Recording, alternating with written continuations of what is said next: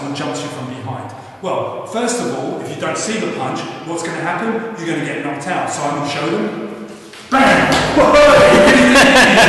Okay, so I'm going to get my own back now. The thing is, what we're going to work off is the idea when the person actually shoves you to punch you, because sometimes people do. So when someone actually shoves me, pushes me, one, I will naturally fall forward. Now here's the thing, when I fall forward, I move to the outside of the arm. The reason why I want to move to the outside of the arm is because it takes me away from his other punch. So if I move here, and I bridge and move this way, and lift my arm, we call this one sound motion.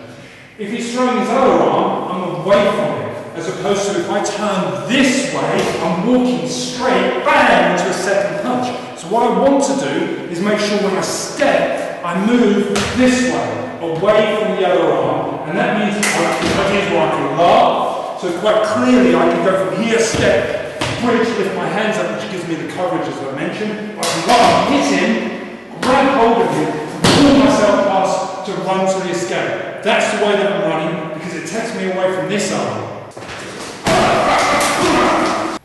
So a major consideration has to be your footwork. If you're actually going to learn how to deal with a situation, or if you learn how to fight when someone's attacking you from behind, you need to learn how to move. So if Simon stands behind me, and let's just say he does shove me before he punches. If I step my leg forward, the leg dictates the way that I go. So with my left leg forward, I move to my right, and that's really important. But the easiest way to remember this is that as I step, I look behind me.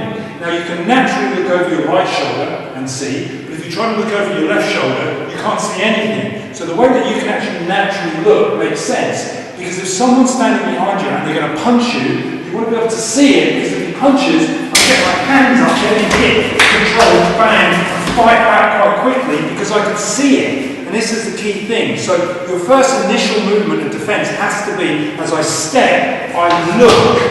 And the way that I look is the way that I step. Now, as I mentioned earlier, you can bridge, but the key thing is as I look, here, I step, and I control, I move off. And the footwork is the most important thing. You've got to look and step. And that's how you're going to be able to fight when someone's attacking you from behind.